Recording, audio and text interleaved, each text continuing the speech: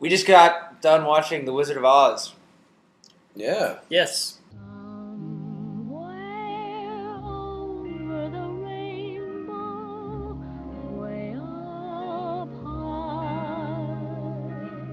Okay, let's just give down our initial review. Wizard of Oz, I liked it. 2 thumbs up, baby. I am not the biggest fan. That's what we want to get You at. can leave, sir. That's the point of this, because one of us is going to disagree every time. We have controversy. So, things that we liked about the film. Dan, you go first. Pass. No, I thought it was good. Kind of. I just don't think it was like big deal good. What I liked about the film, I would say what I really liked about the film was that compared to Singing in the Rain, which we all agreed had kind of contrived musical numbers, these definitely seem to fit in.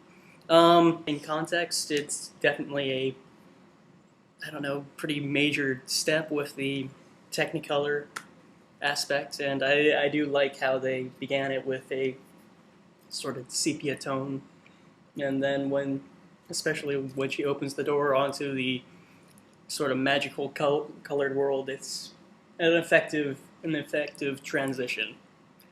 So that's what I liked, kind of. I liked the color. The color was pretty amazing. They must have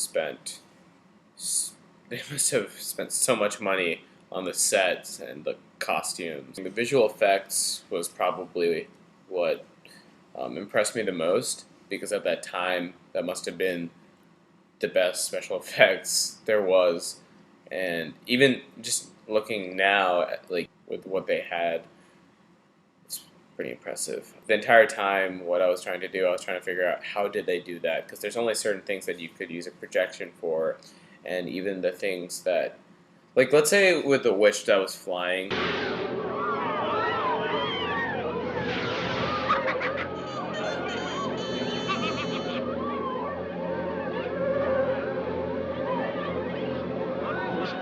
Who's her? It's the witch.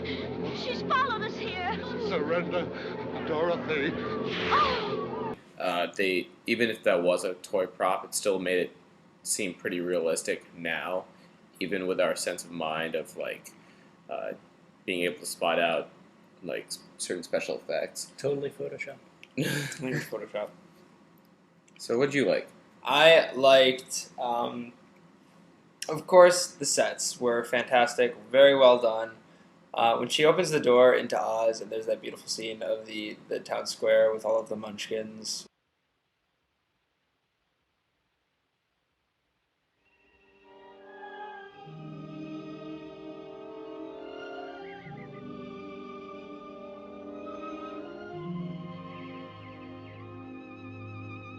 Which may or may not be offensive.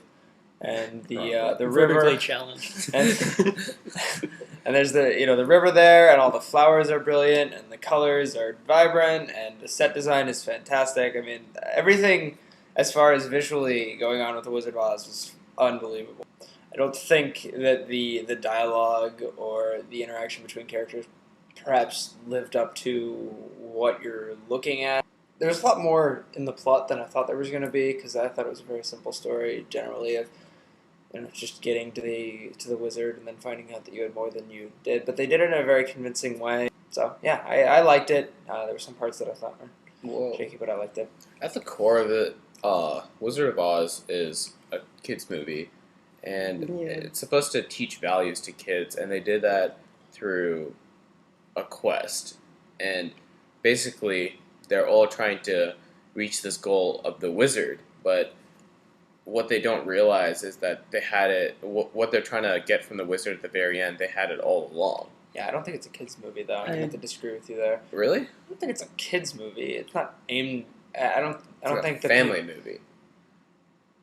Yeah, I don't think so. I think for any age group, even at the time, I don't think they literally set out and said, we're making this movie for kids. I mean, it's possible. I don't know if we picked that up in our research. One of the things I didn't really like was that it seemed to be a little, everyone kind of seemed to have motives behind things. Like, Dorothy gets lied to a whole lot in this. Mm-hmm. Yeah, and I don't know. Like the Glenda the Good Witch, she doesn't. She like refuses to tell Dorothy. Sure. Dorothy doesn't tell Dorothy that she can get home for some contrived reason. That's all it is. But that's so easy. I should have thought of it for you. I should have felt it in my heart. No, she had to find it out for herself. Now those magic slippers will take you home in 2 seconds. Yeah, the Wizard of Oz, obviously he's fake. Mm-hmm. He's a fake. And he even seems to continue lying to Dorothy after he's turned out, because he claims to be like an expert balloon flyer, and then he strands her behind, saying he doesn't know how to work it. Leaves Dorothy behind, I felt was just weird. It was just sort of this weird, like, lapse in character, because you'd come to see the wizard as this good guy, and then there's this bizarre scene where he just sort of leaves her behind and doesn't seem to regret it all that much. I mean, he's No, And I I think he's regretting it. I mean, No. I mean, when he flies away, he says goodbye, everyone, and waves, and they all sort of see him off. well, I mean, he's been found out. He's going to get like he's been lying to these people all the time. I mean, he's basically just running away. He's played by the con man from the beginning, isn't he? Yeah.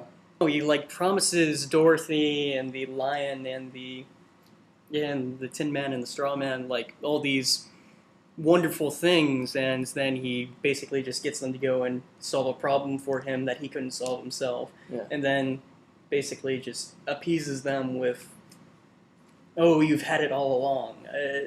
I don't know. I didn't really appreciate it as a... Yeah, I didn't like that either. If there's a character like that in, let's say, current movies, there'll be something at the very end where let's say he just, like, the balloon pops or something. Oh, yeah. If that happened, and it'd be like, oh, he got what he deserved. The movie is kind of, I would say, I don't want to say dumbed down, but the plot is very, very simple. It's very easy to follow. The dialogue is not complex.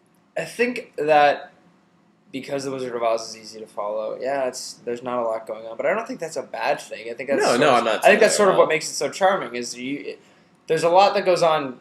I think it's all about the characters. Other than Dorothy, the other characters are just an exaggerated version of themselves. I mean, they're all fairly convincing characters, and I liked all of them. The music as well. I didn't like the music. Really? I'm gonna have to go ahead and say that I wasn't a fan. I mean, not that Over the Rainbow won the best. Oscar award. Personally, didn't like it. I feel that the Munchkin scenes, the music definitely helped to sort of introduce you to the place, and it was a necessary thing. Kind of a lot of the music, though, a lot. Well, I mean, it definitely added characterization to the Munchkins, but for the most part, I don't think that the music was necessary. I feel like it would have done fine without it. Well, I don't know how to feel about the music in that. It's not like it was bad music. It's not like I physically couldn't enjoy listening to it, but I don't feel like there were any memorable songs to go with it. Except for Over the Rainbow, of course. We're off to see the Wizard of... It's not really a song. But I would kind of like to see some more pieces that you go, oh, wow, what a great musical number. Like, they did a really good job with that. Singing in the Rain has some music numbers. I'm like, oh, that was a lot of fun to watch. And these just sort of fit in with the dialogue and kind of just melded into the flow of the story, which I thought... Some places, that's what it should have been doing, but in other places I kind of wanted to see a little bit more spectacle with it. I think the Munchkin scene was definitely very good. What was that one thing with the... Oh, yeah, sorry. The choreography with that was pretty amazing, with all the Munchkins everywhere, and that was just... They're just displaying their happiness with the Wicked Witch of the East dying. Let the joyous news be spread, the wicked old witch at last is dead.